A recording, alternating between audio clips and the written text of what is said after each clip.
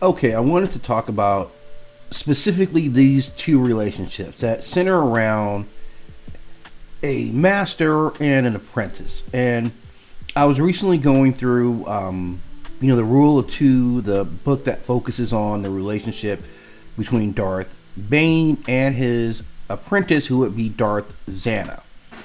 And as I'm going through this, I'm seeing this power dynamic that really reminds me of Fistandantilus and Raistlin from the Dragonlance series, if you remember these. And I'm going to go through this in detail to draw some similarities.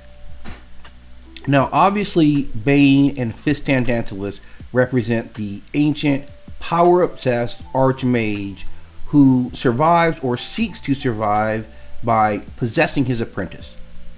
Zannah is most similar to Raistlin, being the cunning, ambitious student who seeks forbidden arts and eventually overthrows the master, but at the risk of losing him or herself to the master's very powerful essence.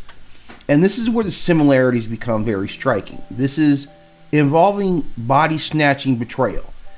Fistandantilus tries to cheat death by possessing Raistlin, just as Bane tries to possess Zannah's body when he's become too old and the Orbalists are killing him. Now, in both cases, the apprentice knows that this threat is coming, and it becomes the final test: survive the master's last trick or be consumed. Now, both stories also center on magic as this double-edged sword. The master's forbidden knowledge is a path to godhood, but also a doorway to corruption. Bane digs through this Freedon Nad's tombs, whereas Fistandantilus plunders the essence of older mages to keep living. So both are drawing on the mages or Sith Lords before them, going deep into their history. And the apprentice represents this inevitable blade. Zannah must kill Bane to prove the Rule of Two actually works, and Raistlin must kill Fistandantilus or be devoured to become the next dark archmage. And the theme is the same: the master becomes the student's final test. Now, both show this dynamic of power being parasitic. The master feeds on the apprentice's potential to extend his own life, but the apprentice who's worthy learns to feed back from that master and to survive. It echoes this idea of the Ouroboros, the snake that eats itself.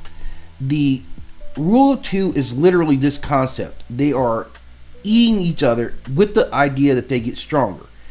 Fistandantilus is at the endless cycle of stolen lives. Now, in the end, as they each go through these battles, we're left wondering, Raistlin specifically, if Fistandantilus is still whispering inside of him.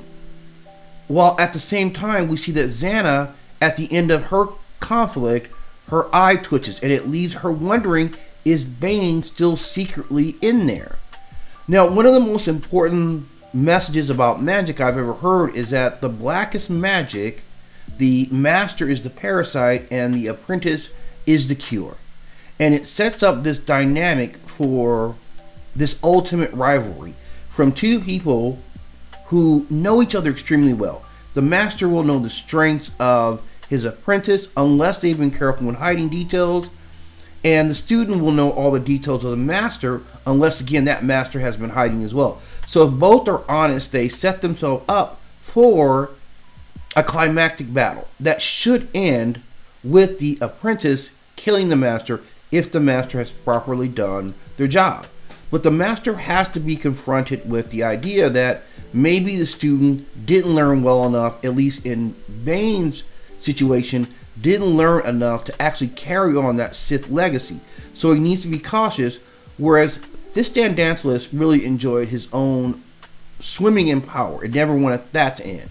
So two stories I think that kind of mimic the same structure in terms of the master-apprentice relationship. And I'm going to dig deeper into some other master or trainer-apprentice situations and see if we can't dig out similar psychologies.